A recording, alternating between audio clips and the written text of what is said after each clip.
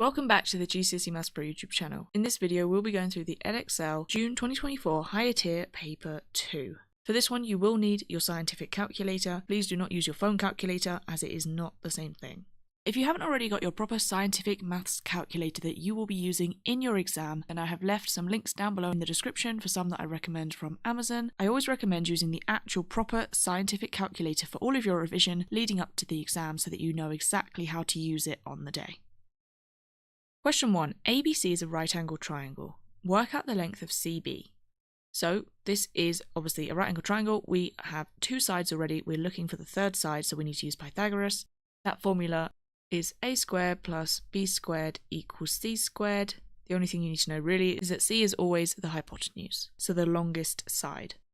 So now you could just label this one as a and this one as b, whichever way around you prefer. So if we substitute in the values, we've got 10 squared plus b squared equals 19 squared. Obviously we will have to rearrange that by subtracting 10 squared. So my calculator will be 19 squared minus 10 squared, or you could always put 100, is 261. But also don't forget that at the end we do have to square root that.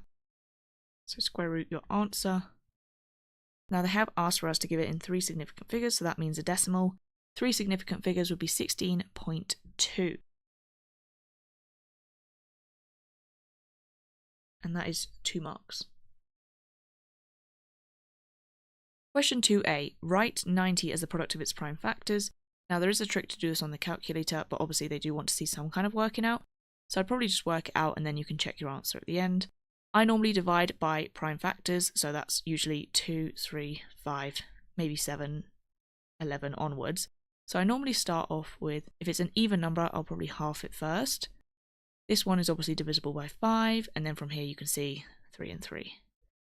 So 2 times 3 squared times 5, but you can double check it in the calculator. If you type in 90, and then you should have a fact button. Mine is here. I have to press shift and then fact. You can see I've got the same thing. 2 times 3 squared times 5, so you can double check your answer. So for part B, we've got A is 2 squared times 3, and B is 2 times 3 squared. Write down the lowest common multiple of A and B. So this is normally the Venn diagrams one, it's obviously just 1 mark. But what you can do if you want is quickly draw a Venn diagram. In the middle we've got a pair of 2's and a pair of 3's. For A there's a 2 left over, for B there's a 3 left over, and then we just multiply all of those together. So it's effectively where they repeat themselves, you only count it once. 2 times 2 is 4, 3 times 3 is 9, so 36. Question 3. The number of hours, h, that some machines take to make 5,000 bottles is given by h is equal to 72 over n, where n is the number of machines. Now, just as a side note, this is the formula for inverse proportion as well, just to keep that in mind. On Monday, 6 machines made 5,000 bottles. On Tuesday, 9 machines made 5,000 bottles. Machines took more time to make the bottles on Monday than on Tuesday. How much more time? So h is the number of hours, n is the number of machines. So for Monday, we're just substituting it in, aren't we? H is equal to 72 divided by 6, which is 12 hours. And then for Tuesday, h is equal to 72 divided by 9, which is 8 hours. So how much more time did it take? If we take that away, that's obviously then 4 hours, isn't it? So that's an easy 2 marks there. Question 4. There are only red discs, blue discs, and yellow discs in a bag. There are 24 yellow discs in a bag. Mel is going to take at random a disc from the bag. The probability that the disc will be yellow is 0.16, and then the number of red discs to the number of blue discs is 5 to 4. So if there are 24 yellow discs, that is the equivalent of 0.16, isn't it? Probability, or 16% if you prefer. So I would use reverse percentages or reverse decimals to find out how many discs are in the bag in total. Divide it. Gives me 150. So that's the total of all 3 colours, right? Obviously if I then take away 24, then that will give me how many red and blue discs there are. So 126 are red and blue. Obviously I now only want to know just the red, so I can share out my ratio when we share out a ratio, we obviously add them together to make 9. 126 divided by 9 is 14.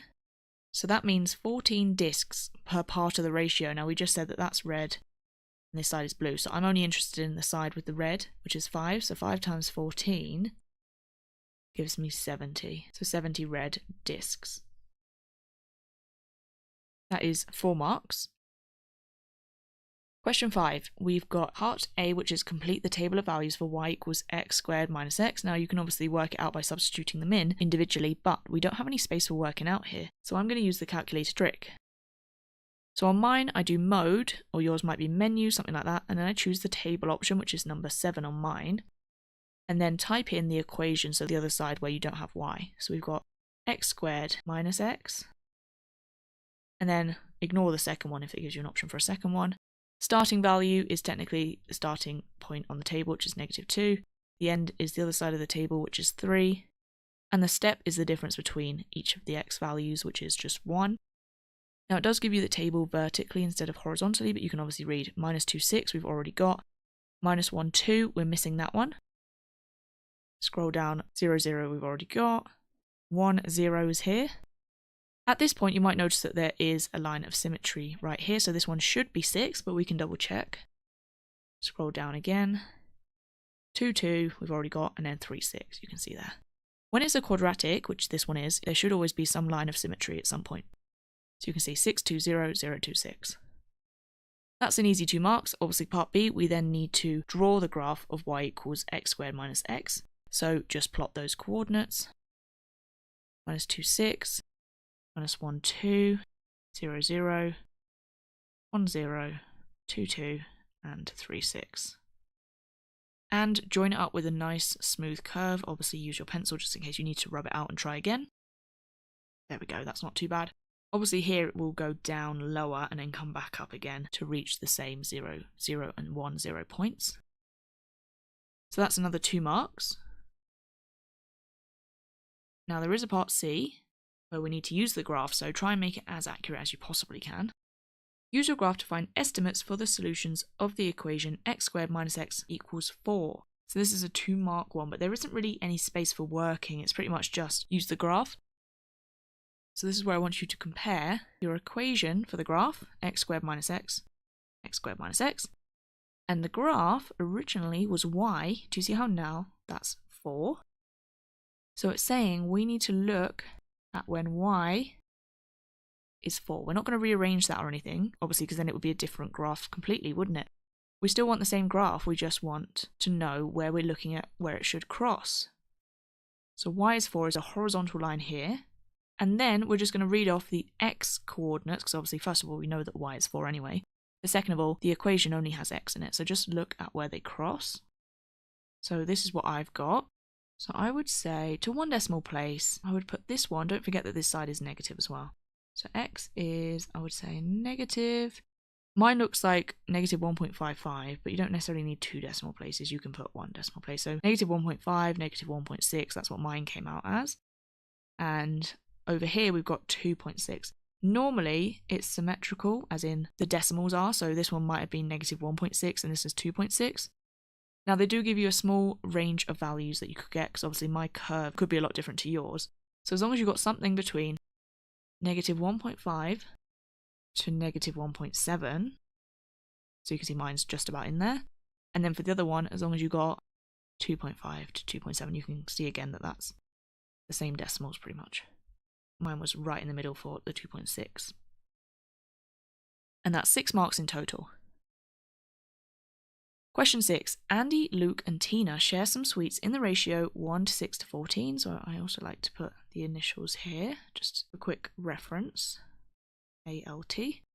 Tina gives 3/7 of her sweets to Andy. Tina then gives 12.5% of the rest of the sweets, that's actually interesting, of the rest of her sweets to Luke.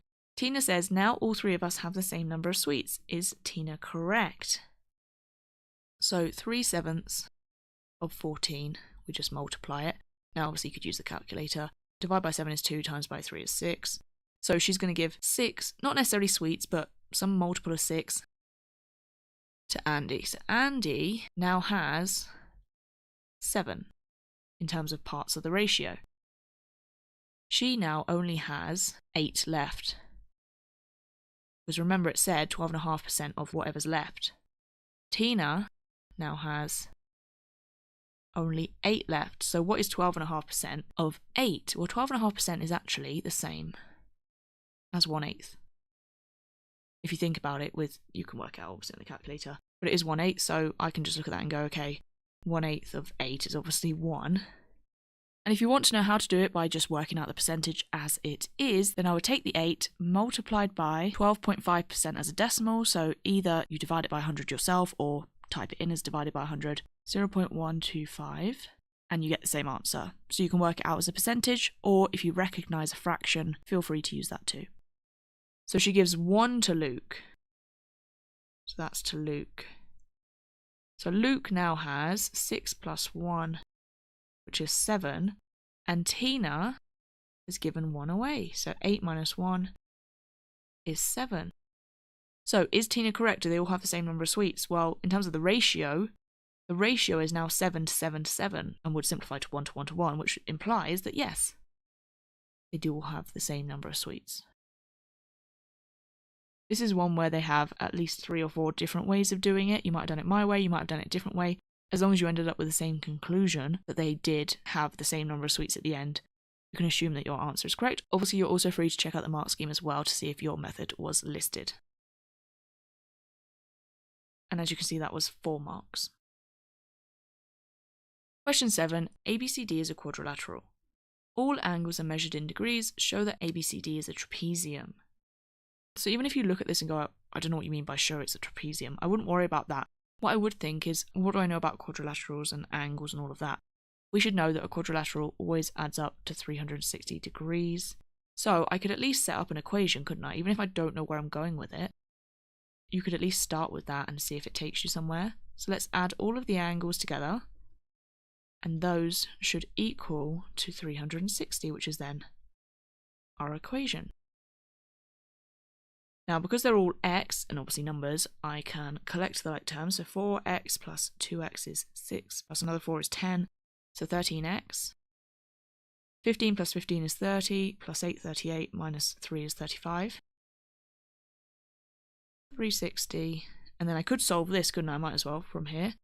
Take away 35, 325, and now divide that by 13, is 25. So we're saying that x is 25. We still haven't proven that it's a trapezium, but if you do that, that's already 3 out of 4 marks. Literally 3 out of 4 marks just for doing that. Even if you have no idea how that proves that it's a trapezium, you've at least just created an equation and solved it for 3 marks.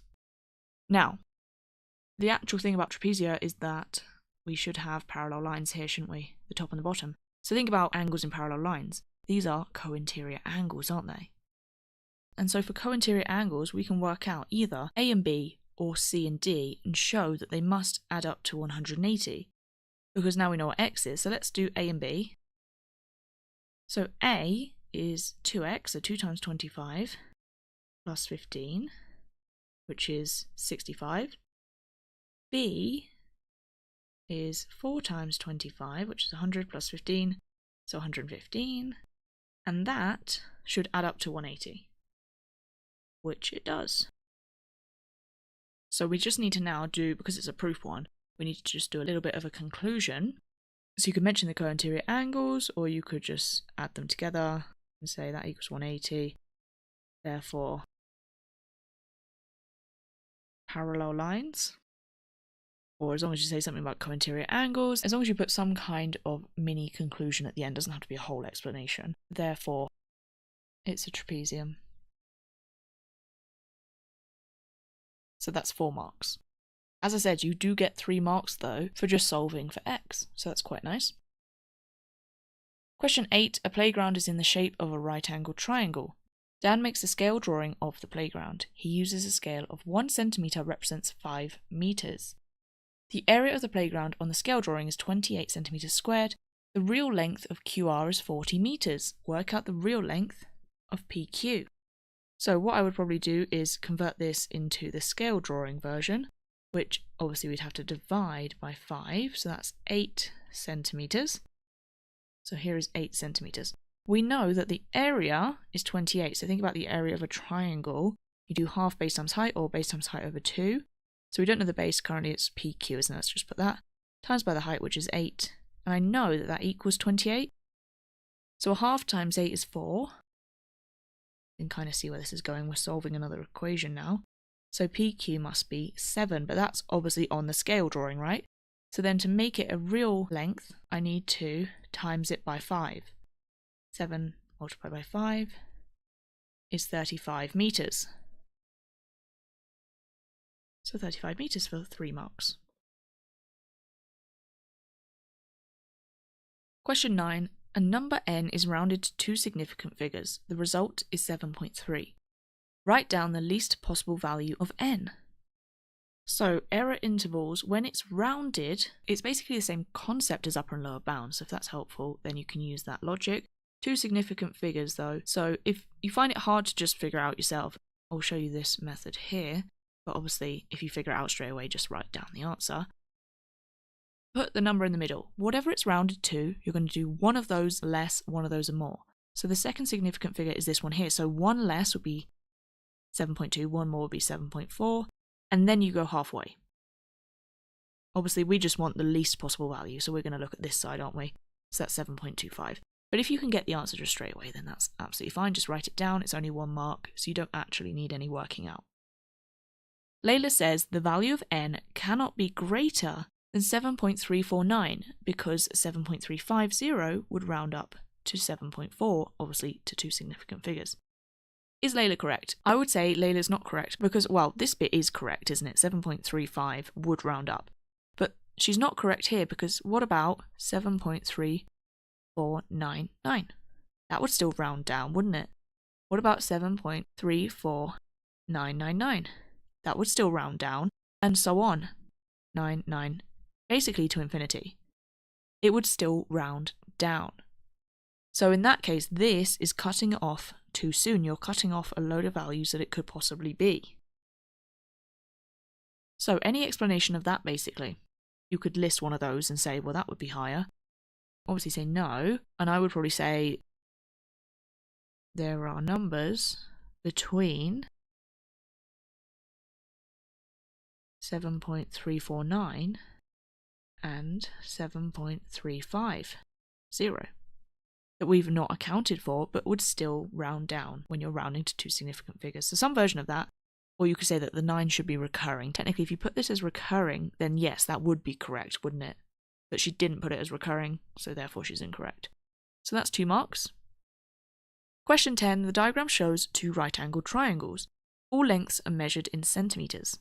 They've said, given that sine A equals tan B, work out the value of x. So it's not necessarily that the angles are the same, it's just that when you apply the angles to sin and tan, then that value is the same. So you can see here we've been given the opposite and the hypotenuse, haven't we?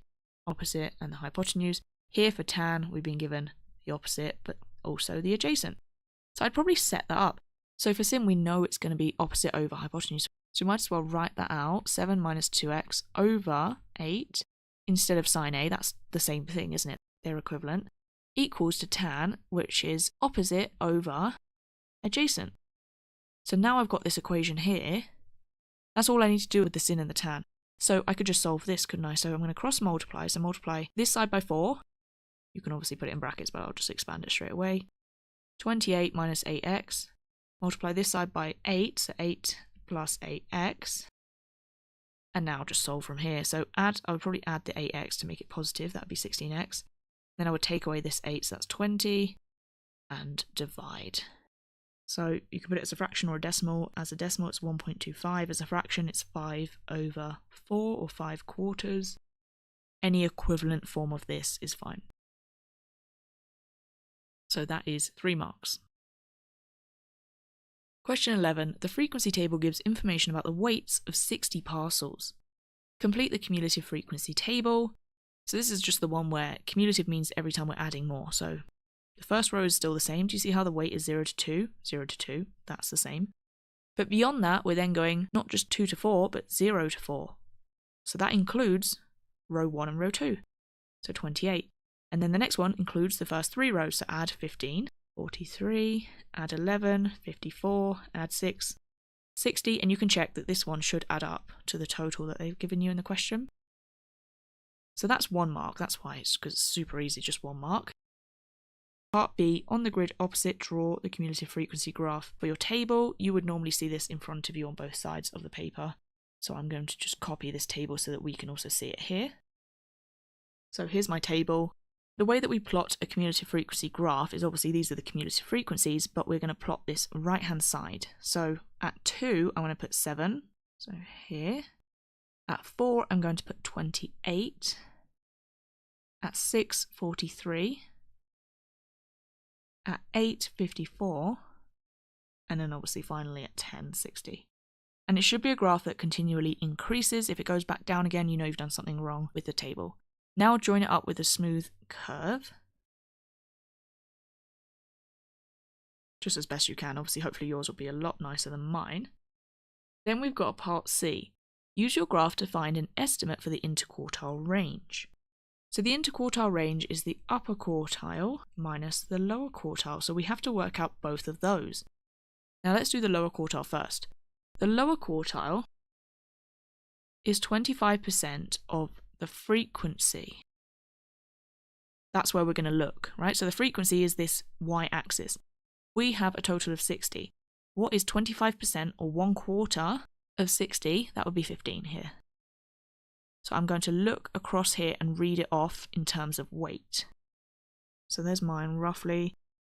Just be careful of the scale here because this is 3, isn't it? So I would say probably about 2.7 for me. I would give that as 2.7. Yours might be slightly different, but hopefully within the same ballpark. And then the upper quartile is 75% or 3/4. So 3 times, not the 2.7, but 3 times the 15. That's where we're going to look. So that's at 45, isn't it? Here. Do the same thing. So mine reads to be about 6.2. And then we obviously have to subtract those. So that's 3.5 kilos. Now, because our curve, obviously the plotted points should be the same, but the curve in terms of how smooth it is will look slightly different. They've given a slight range of values that you could get. So mine was 3.5, but they have said anything between 3.4 to 4 kilos they'll accept. So I'm slightly on the lower side of that. You might be closer to 4. As long as you get between those two values, that's fine. They've said for the upper quartile between 6.2 and 6.4, and the lower quartile 2.6 to 2.8. And lastly, for part D, use your graph to find an estimate for the number of these parcels with a weight greater than 7.4. So this time they've given us the weight and they want us to find the number of people. So we're now going to use the graph, but starting on the x-axis and going up and back across to the y-axis. So 7.4 kilos. That's where I want to look. So just be careful of the scale again. This is 7, so 7.2, 7.4. Make sure you get the right place. Mine comes out at 51 here. But just be careful because remember that they have said greater than 7.4. 51 people technically had 7.4 or less, didn't they? Or less, this left-hand side of the curve. We want to look at the top part of the curve. So the total is 60 people. It must be between 51 and 60. So don't forget that. They often ask for greater than. It's a bit of a trick question. So take that away. You should get 9. Now again, there is a slight range. I've gotten 9, but they've said between 7 and 10. And in which case this number here would be between 50 to 53. So as long as you get something between those ranges, you'll get all of the marks. Question 12. F is inversely proportional to d squared. We've been given a matching pair. Find the equation for F in terms of d for part A. So this is just normal proportion. It's always split into 3 steps. Part A just happens to be step 1 and step 2. So step 1 is always to write down the appropriate formula, but obviously using the letters they've given us. Now, inverse proportion is normally this, isn't it? Y equals k over x. In this case, we're using f and d, but not just d, d squared. So that would be f instead of y is equal to k over d squared. Now that's not just the answer, right? Because they've asked for an equation for f in terms of d. This is an equation for f in terms of k and d. I don't want k. So step 2 is to use the matching pair of values, sub them in, and solve for k. So 3.5 equals k over 8 squared, and obviously just solve that. So multiply 3.5 by 8 squared. That tells me that k is 224. So rewrite the equation, but obviously instead of k, put 224. So that's my equation for f in terms of d. And then part 3 is usually once you've done this, answer the question.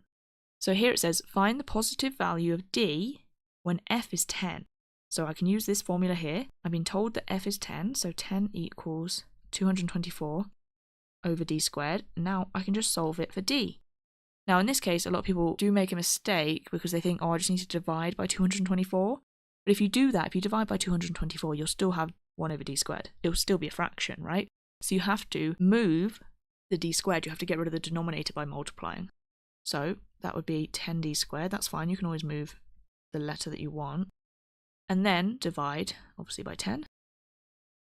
22.4. And then I would square root it on my calculator. They've said give it correct to 3 significant figures. So that's 4.73. But remember that when you do square root numbers, technically it's plus or minus. So plus or minus 4.73, which is why they ask for the positive value. So I'm going to put the positive one. Sometimes they ask for the negative one, in which case you would put the negative. But for this one, we want positive. Question 13. On the grid, shade the region R that satisfies all the following inequalities. And then we're going to label it R. So here we've got 4 inequalities. Normally it's either 3 or 4, and one of them, or 2, will be straight lines as in vertical, horizontal. The other 2 will likely be straight lines but diagonal. So let's start with the easiest ones first of all. Ignore the symbols for now. Just think of them as equals. So where is x 2? Don't get that mixed up as well. X being 2 is actually vertical, isn't it? So try not to get those mixed up too. Because they've got equals to symbols as well, I will do solid lines, but I don't think they're that fussy about it. If it's not got an equals to sign, technically it should be a dashed line. So I'm going to use solid lines for all 4 of them. So where 2 is, for x, now you might want to label it just so we don't forget which ones they are. Y is also fairly easy. Where is y? -3 across here. So y. Even if you just drew these 2, that's already 1 mark. So you might as well just draw those. Now the next one, as I said, treat it as if it's just equal to. How do I plot a straight line? I tend to just plot 2 sets of coordinates and join it up with a ruler. The easiest one is the y-intercept, isn't it? This is the y-intercept plus 1, so 0, 1. That's easy. And then just choose another x-coordinate, not too big so that the answer's too big on your grid, but choose another x-coordinate, maybe 2 or something like that, that you can substitute in and find the value of y. So when x is, let's say 2, 2 times 2 plus 1 is 5, so that's the coordinates 2, 5. So 2, 5 here. And then I'll just get my ruler and extend the line the whole way through the grid. There we go. I would label that one as well, so just so you don't forget. And now the last one is the most complicated because we don't have y as the current subject. So I would rearrange that to make y the subject. First of all, just put it with an equals sign so it's easier to look at. Make y the subject, so take away 3x and divide by 2.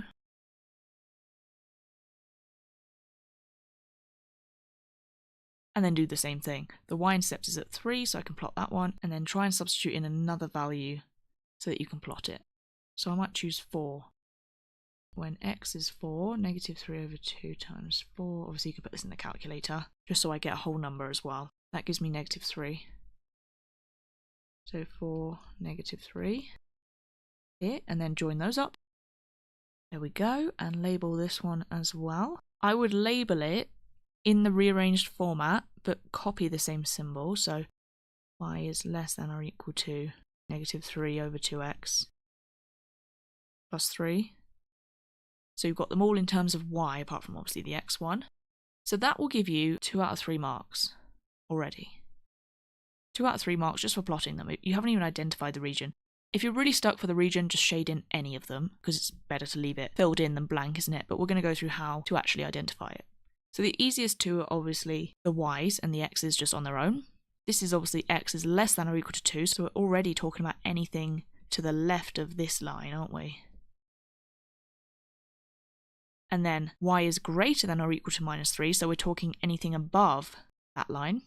Now we're talking here. So you see how I've already narrowed it down to this corner before I've even looked at the harder ones?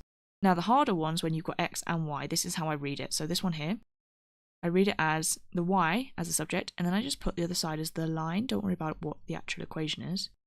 So think about y. Y is vertical, so we're saying here, less than as in below, aren't we? We're saying below the line, less than the line. So that's why I labelled them, so that I didn't forget which line it was. It's below this diagonal line here. So now we're talking effectively in this triangle, and now the last thing we need to do is look at the final one. Again, think of it as the line. It's actually got its symbol the same way, haven't we? So we're saying again, below that line. So now we're talking about this bit here. Below the two diagonal lines, above the horizontal line, and to the left of the vertical line. And that's the one that you're supposed to label R. And that's 3 marks. Question 14. The graph shows the velocity of a car in meters per second, t seconds after it starts to slow down. Calculate an estimate for the acceleration of the car when t is 5. So this is the one where you just have to recognise you need to draw a tangent. So at the point where t is 5, that's here, isn't it? Normally, before I draw a tangent, I like to try and read off that exact coordinate. Obviously, it's 5x, and it looks to be... Double check the scale. I was about to say 7, but it's not 7, is it? Because the scale is different. That is at 6. So that is 5, 6. Now draw a tangent, so basically a straight line, as best you can, trying to just touch where the 5 is. So you can make your tangent as short or as long as you want. If you do it longer, I guess you get more variety of points that you can choose. We are trying to find the gradient of the straight line, and for the gradient of a straight line we need to know 2 sets of coordinates, which is why I chose initially the set of coordinates that is exactly at 5, because I knew those would be the most accurate rather than the ones from my tangent. So I've got a set that are obviously accurate, and then I'll choose another set that look fairly easy to read off. I'm going to go, I think, so obviously I did this one here, didn't I? I'm going to go with this one here. That's 7 and 1, just be careful because the scale on this side is a little bit trickier. So we want to do for the gradient change in y over the change in x, so 6 minus 1 over 5 minus 7. Make sure that you do match them up vertically. It doesn't matter which set of coordinates you put first or which second, as long as vertically the x and y do match. So you can put that in your calculator if you want, but that's 5 over minus 2, so negative 2.5. Now luckily that was the exact answer they were looking for, that was their suggested solution, but they have given a range of values. So as long as you've got anywhere between negative 2 and negative 2.8, so they do give quite a wide range because obviously it's quite hard to get the exact same tangent as everyone else. As long as you get something between those two values, then yes, you'll have all 3 marks. Now that was part A. We've also got part B. Work out an estimate for the distance the car travels in the first 6 seconds after it starts to slow down. The key here is that it says use 3 strips of equal width. Whenever you see that, 3, sometimes 4 strips, we need to find the area under the graph. So let's go back. Obviously do try and leave your tangent drawn there because they will look for the tangent for the marks for part A. So it's a little bit annoying, we have to try and work around it. So 3 strips, remember, it's going up to 6 seconds. It's not the whole graph. So those are my 3 strips here. 1, 2, and 3. Obviously, normally they create each a trapezium. Sometimes you get a triangle, but in this case we're ignoring the rest over here. So we've got 3 trapezia. So you need to use the area of a trapezium. So the area of the trapezium, we have our trapezia here stood upright. So it's not like this or something. It's actually like this, isn't it? These are the parallel lines here. Right? These are the parallel lines. And the height, what you'd normally call the height, is going to be our width in this case. So just apply the formula, the area of a trapezium, to this different rotation. So the area for the first one, the formula in itself is a plus b over 2, or half a plus b times by the height. So a and b are the parallel sides, right? So in this case, that's these vertical sides. So for the first one, you can just about see, it's at 25, isn't it? So 25 plus... And then here is the height of the other one. That is 16. Again, be really careful with this scale on the y-axis. It's a little bit trickier. Over 2 times by the height, which is, as I said, horizontal in this case, 2. So you can type that in your calculator. That gives me 41. And then just do the same for 2 and 3. Obviously, 2, we're starting out at 16 again. Plus this vertical here, which is, I would say, 9. This one should be more exact if you read it properly. times by 2, so that's obviously going to be 25. And the last one for 3, starting at 9, and then this height is 4, I would say. 4 divided by 2 times by 2, because the width is still 2 for each one, is obviously then 13. And then we're going to add all of those together. So the total of 41 plus 25 plus 13 is 79. And that's what you'll put obviously on the other page. You'll write all your working out here because you'll be able to see both pages when you're doing it at the same time. So 79 is the official answer. They have said you could get 78 to 79, but really that one should be more accurate because you are reading off their exact coordinates. Question 15. Given that a is a prime number, rationalise the denominator of 1 over root a plus 1. Give your answer in its simplest form. So I think being a prime number, it's just telling us that we can't simplify the surd any further. Because if it's a prime number, you obviously can't have a square number factor, can you? So we're assuming that that is the most simplified version of itself. The way that we want to rationalise the denominator when we've got two terms, you see how we've got a root a and a plus 1, is obviously multiply the top and the bottom by the same. But you are going to change the symbol. So it's going to be negative in this case, minus. So multiply, obviously the numerator will be just that, root a minus 1. The denominator, when you expand it, is the same as expanding difference of two squares. So root a times root a is just a, isn't it? Because it's kind of like root a squared, which means that the square and the square root would cancel out. And then you would do root a times minus 1, root a times plus 1. Same thing, but one's plus, one's minus, so they would cancel. And then just 1 times minus 1, which is minus 1. So we've got this, and you just think, can I simplify it any further? Actually, no. I mean, there's not really a lot of marks anyway to do that. I don't think I can simplify that any further. So that would just be my answer. Root a minus 1 over a minus 1. It's kind of a trick question because you feel like surely I should be able to simplify something. But realistically, in terms of the amount of space there is, the amount of marks, we can't. Question 16. Solve 4x minus 3 multiplied by x plus 5 is less than 0. So this is a quadratic inequality. So solve it as if it was just equal to 0. First of all, normally we factorise a quadratic, but it's already been factorised. So let's just, for now, imagine that it equals to 0. And you would solve it. So you get, obviously, two solutions. One is from the 4x minus 3 being 0, so that's x is positive 3/4. And the other is obviously x plus 5 equals 0, so x is negative 5. Those are our two solutions. That would obviously give you 1 mark. Then we have to put the inequality symbol back in. Now you can either do this by just memorising. If it faces 0, it means this answer. If it faces the quadratic, it means the other answer. Or you can use the graph. I like to use the graph. So minus 5 doesn't have to be accurate at all. 3/4. It's a positive quadratic, so nice little U shape. What I'm looking at is this is where y is 0, so that's obviously the x-axis, isn't it? So I'm just saying, am I looking at the section or the part of the line that is above y is 0, so the two tails, or below y is 0, so this kind of range here? It's saying it's less than 0, so below. So I'm looking at this part here. So in terms of x, what values of x does that cover? Well, anything between minus 5 and 3/4. Isn't it? X is between those two values. So if it faces the 0, you need a range. And that would be your answer. Question 17. L, M and P are 3 similar solid cylinders made from the same material. We've been given the mass of L and M.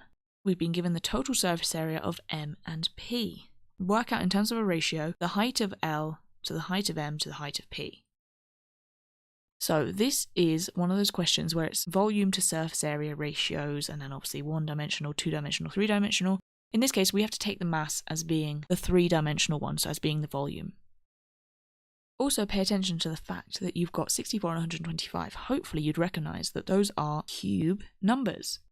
And if you have a look at the surface area, area is 2-dimensional, isn't it? Squared, 2-dimensional. 144 and 16 are square numbers. So they've chosen these numbers specifically. What I tend to do with these types of questions is just think about it. Don't think about anything to do with the formula for a cylinder. Don't be thinking about pi or anything like that. Just think about it because it's a ratio. We're not actually going to work out exactly the height in terms of centimetres. We're just working out the ratio, the scales. So if you've got cube numbers, you can cube root them. If you've got square numbers, you can square root them, right? So let's put it like this. L to M to P. You don't have to write it like this, but I just like to. 3-dimensional, which is volume or mass, is obviously 64 to 125. We don't have P. The 2D, we've got M is 144 and P is 16. So then we want the heights, right? So 1-dimensional. So cube root this one gives us 4. The cube root of 125 is 5. And then because they are separate ratios, I need to do it separately. Square root, in order to go from 2-dimensional to 1-dimensional, square root that one, 12. Square root the other one is 4. Do you see how we've got an overlap of information for M? So I've got the ratio of the heights for L to M, and also the ratio of the heights for M to P. I can't just stick them together because they're not currently in the same scale, are they? I need to make a 3-part ratio here. What is the lowest common multiple of 5 and 12? That would be, unfortunately, 60, so I have to change them both. So I have to multiply this ratio by 12 to get it to 60. So that would be 60 in the middle, times that side by 12 as well, 48. And then this one I would have to multiply by 5 to get to 60, and then 5 to get to 20. So there's my ratio. Now you could simplify that. They haven't asked you to simplify it, so they would accept it as that, but you could simplify it. And you can see they're all divisible by 4, aren't they? So that would be 12 to 15 to 5, if you want it the most simplified. 4 marks. Question 18. There are only 4 red counters, 3 yellow counters, and 1 green counter in a bag. Tony takes at random 3 counters from the bag. Work out the probability that there are now more yellow counters than red counters in the bag. Okay, if we're taking counters out of a bag, multiple ones, in my head that is a probability tree. You don't have to lay it out like that, but I would prefer to because I just like to visualize it.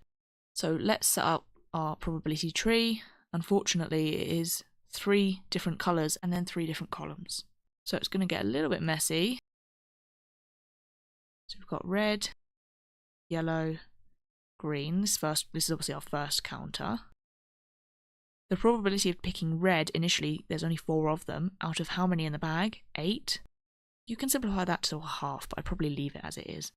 Yellow is then 3 out of 8, and green is 1 out of 8. This is where it gets more complicated. So our second counter. When it says Tony takes 3 out of the bag, it doesn't mention that he replaces them at all, because it would normally mention it.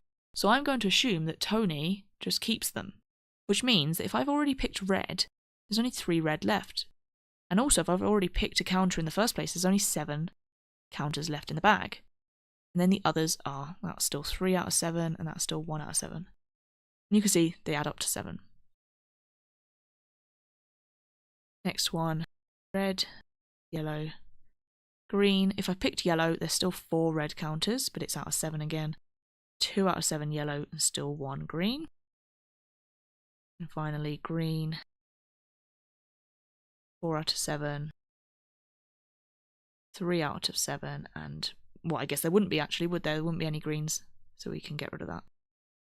And then our third counter, I don't have space for it. For our third counter, because it's going to get quite messy, we could maybe just fill out the ones that would work. So having more yellow counters than red, obviously there used to be more red, would be if I pick a third red one, that would be 2 out of 6. But if I picked all red, then that means I still have 3 yellow counters, don't I? So that would work. We've got red here, red again. But if I pick green, 1 over 6, then I have 2 reds and 3 yellows. If I follow this one, red first, so there's only 3 red left. Then I picked a yellow, so then there's only 2 yellow left. There's no way for there to be more yellow than red. If we pick a red one, there would be 2 red left, but there's also 2 yellow left. So that's the same amount, isn't it? So that's, I might as well not even fill that one out. And if we pick a red one, then a green one, if I pick a red again, because there's equal amounts there, 3 out of 6 chance, then yes, there's more yellow ones left, aren't there? Because I've not picked a yellow one at all. So there's still 3 yellow, and I've picked 2 red ones, so there's only 2 red ones left. If I pick yellow and yellow again, there's no way that there would be fewer red ones, so I won't follow that. If I pick yellow, there's 2 left, 1 green, and then a red, there's still more red, so I won't fill out the rest of that. And then here, green first. If I pick a red, there's 3 red and 3 yellow left. If I pick another red, there's 2 red and 3 yellow, so that works. If I pick yellow, then I would actually have more red than yellow, so that doesn't work. So actually, we've only got 4 here. You could fill out the whole thing, but I think it's only really necessary to fill out these 4. So there's our 4 options. So I like to just highlight them so we can see. Red, red, red. Red, red, green. Red, green, red. And then the last one down here, green, red, red. So there's 4 options. Now, to work out these individual probabilities, we have to multiply them together, multiply between the branches. So 4 over 8 multiplied by 3/7, multiplied by 2/6. 4 over 8 multiplied by 3/7, multiplied by 1/6. 4 over 8 multiplied by 1/7, multiplied by 3/6. And then the last one, 1/8 multiplied by 4/7, multiplied by 3/6. Obviously, you can work out each of these in your calculator. So for all reds, you might get 1 over 14, or if you worked it out yourself, maybe 2 over 28. And then the rest should all be 1 over 28, because they're all effectively the same in the last 3, they're just in different orders. 1 over 28, 1 over 28. If you do have multiple options with the probability tree, you then have to add them together at the end, so you should get 5 over 28. And I would just leave that as a fraction. As you can see, they gave you the whole page, and it is 5 marks, 5 over 28. Question 19. The diagram shows quadrilateral OACB. M is the midpoint of OA, N is the point on BC, such that BN to NC is 4 to 5. So I'll put 4 to 5 there, but it's just a scale, right? It's not an actual measurement. Then we've got vectors. So O to A, the whole of that line in that direction is A, O to B, which is this line here, is B. And then they said A to C is KB. So you can see that what they're saying by that is that it's parallel. AC and OB are parallel because it's a multiple of B. So where K is a positive integer, so it's going in that direction as well. Express MN in terms of K, A and B. So let's just actually draw that line first. So we just need to find our way around. This should be fairly straightforward. I would probably go up to A. So from M to A, that would be half of that, wouldn't it? So M to N would be a half A in the correct direction, plus KB all the way along to C. Then I want to come back down here. So before that, I actually do need to know BC or CB in that case. So I'm going to use BC, and then I'll just subtract it because we're going the wrong way. BC would be all the way around. So negative B plus A plus KB. Now, we're only coming along a certain part of that, and it's not the midpoint, is it? They've given us that ratio. So to go NC, that's the section I want, I need to make this ratio into a fraction for the right-hand side. So the fraction would be, the numerator is just that number on the right-hand side, 5, out of the total number of parts, 9. So 5/9 minus B plus A plus KB. It's a bit complicated. Now, because I'm actually going the wrong way down now, I'm going to subtract it. So minus 5/9 negative B plus A plus KB. And then all I have to do now is simplify it, right? Give it in its simplest form. So we want to expand all of this. So half A and then KB can stay where they are for now. This would be a double negative, so plus 5/9 B. And then it will be a negative again, so minus 5/9 A, and then a negative minus 5/9 KB. Obviously the A's we can bring together. So a half take away 5/9, you can obviously put it in the calculator, is negative 1/18 A. And then the B is just there, isn't it? 5/9 B. And then the K is 1K minus 5/9. So that's just 4/9 KB, isn't it? So that was actually 4 marks there. We've also then got part B. As I mentioned before, it looks parallel, but is it actually parallel? Is MN parallel to OB? So let's look again.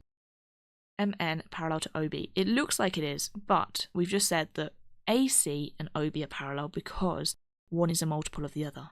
So it's 1B and then KB, whatever K is. This can't be parallel because we've got A's in it as well, and then obviously the B's would add together, but we've got A's in it, so that can't be parallel, so no. So no, it's not parallel. And I would say they're not multiples of each other, are they? They're not multiples of each other. That's what makes two vectors parallel, is that they are literal multiples of each other. One has just B, the other has A and B, so it can't be a multiple. Question 20. The curve C has equation y equals 2x squared minus 12x plus 7 Find the coordinates of the turning point on C. So this is a really nice question. This is a quadratic. We're talking about completing the square. It's only a little bit harder because we have got 2x squared, but that's okay. So I'm going to complete the square first. Whenever you see a quadratic and turning point, you're going to complete the square, right? That's what we need to do. First of all, I need to pull out the 2. Now, what I like to do is just factorise it out of the first 2 terms. You can factorise it out of the third term. 2 reasons why I don't. 1, 7, if I divide it by 2, is going to be a decimal or a fraction. Just kind of annoying. And 2, when I factorise it, I'm just going to end up expanding it out anyway, so it might as well stay on the outside. So I just factorise it out of the first 2, but obviously remember to actually factorise it, right? So that becomes 6x plus 7. Leave the 7 at the end. Now I can complete the square within that bracket. So 2 stays on the outside. Square brackets, we get x minus, and then you half this. So we have actually halved it twice, but for 2 different reasons. Squared. And then you subtract whatever this is squared. So obviously minus 3 squared is just positive 9. So we subtract 9, and then the 7 is still over here. And now I'm going to expand out just the square brackets. So 2 in front of the x minus 3 squared, but also 2 times minus 9, so minus 18. See how now I can add the 7 in? It just stayed on the outside. So minus 18 plus 7 is minus 11. We've completed the square. Now all we need to know is what is x and what is y. This one will be the x coordinate, but there's always something wrong about the x coordinate, isn't there, when you've done also graph transformations? You have to change the symbol. So it's currently negative 3, it will become positive 3. The other one is then this one on the outside, that is the y. You don't have to change it, right? Just put it exactly as it is, so negative 11. There we go, 3, negative 11. Simple as that. 3 marks. Question 21, the graph of y equals g of x is shown on the grid. So you can see it's probably some kind of quadratic, but anyway. So you can see it's here. On the grid, draw the graph of y equals g of negative x plus 2. Okay, transformations, but there's actually 2 transformations here, aren't there? We've got this one and this one. Now I don't think it matters which one you do first or which one you do second. So what are they first of all? The negative in the bracket, there's no number, it's just negative, or technically it's negative 1, but there's no actual number, we're not adding or subtracting anything. That means some kind of reflection. Now, is it a reflection in the x-axis or in the y-axis? That's what you need to memorize. It is a reflection in the y-axis. And why is that? Because it affects the x-coordinates. So it's a horizontal reflection, so it's kind of the wrong way around to what you might imagine. So all of these are going to swap. So we've got reflection in the y-axis. And then the plus 2 is quite easy. Plus 2 is a translation, but it's outside of the bracket, so that means on the y-axis, just straight away, plus 2. So reflect it on the y-axis and then move it up by 2, or the other way around. You might want to draw an interim sketch, which is what I call an interim sketch, is, for example, reflect it first, plot that out with your pencil, and then you can see where to move it up by 2, and obviously rub out the interim at the end, or vice versa. So let's reflect it, let's do that in purple. Just choose a few of the really solid coordinates. I'll probably choose this one here at the top and maybe even just the turning point in those 2. So that would be, obviously it's currently at minus 1 on the x-axis. It's now going to be positive 1 on the x-axis. Same height though, it's not changing in terms of vertically. This one is at 3, so it's now going to be negative 3. The turning point was at 1, so now negative 1, and you can kind of roughly plot out that same curve, can't you, from there? So that's my interim sketch. Now I need to move it up by 2. So from here, 2 up to 3, this one also up to 3, this one was minus 2, so it's up to 0. So this is my final answer actually. Obviously try and copy roughly the curve, and then just rub out the bit that you don't want them to mark. There, that's where it should be. And as you can see, that was 2 marks. Last question, question 22. A and B are points on a circle centre O. MAP and BNP are tangents to the circle, so they just kind of come along and skim it, they don't cross through. Prove that AP and BP are equal. So that's that circle theorem, isn't it? That when you have 2 tangents that join at a certain point, so over here, they are the same length. We now need to prove that. Now they have given 2 ways to do this on the mark scheme, but the way I would think is, what other circle theorems do we have? I'd probably draw lines on the radius here, O to A and O to B. Now, hopefully remember that the radius and the tangent, the circle theorem for that is that they are perpendicular, they are 90 degrees. So we're showing that those are both the same. Not only are they both 90, but more importantly, they're both the same angle, because we're trying to prove that two sides are the same. And then if I do O to P, this is a radius, as we said, and this is a radius. So they're both the same length. Whatever their length is, they're both the same. And then they share OP in common. So we can actually use the proof of congruent triangles here. It's kind of 2 for 1, circle theorems and congruent triangles in the same question. The reason being, right angle, hypotenuse, side are the same, isn't it? The hypotenuse is OP. They both have the same hypotenuse because it's the same line. They both have the same side because they're both a radius, and they both have the same right angle. So I would do that and write it out like this. I would say OAP as an angle is the same as OBP, and also say that it's 90. Obviously, we need to say what that is. We have to write the reason. So we can say the radius and the tangent are perpendicular, or the angle between the radius and the tangent is 90. But you do have to specify radius and tangent. You can't just say the two sides. So that's that one. Remember, for congruent triangles, we need to prove 3 things, don't we? So that's the first one. The next one is that OA is the same as OB in terms of lengths, because they are both a radius. That's just kind of implied, isn't it? That's your reason there. Finally, it does seem like you're stating the obvious, but that's really what congruent triangles are in common, which means it's the same length. And then you go, okay, therefore they're congruent. Therefore, congruent triangles because of RHS, right angle, hypotenuse, side. And if they're congruent triangles, then that means, if we come back to the whole point, that AP must be the same as BP. So you can say, therefore, again, AP equals BP. And that was 4 marks. So that is the whole of the Edexcel June 2024 Higher Tier Paper 2. And another reminder, if you haven't already got your proper scientific maths calculator, then I've left a few options down below in the description. So thanks for watching this video. If you found it helpful, make sure to like and subscribe, and leave down below any questions or comments that you might have.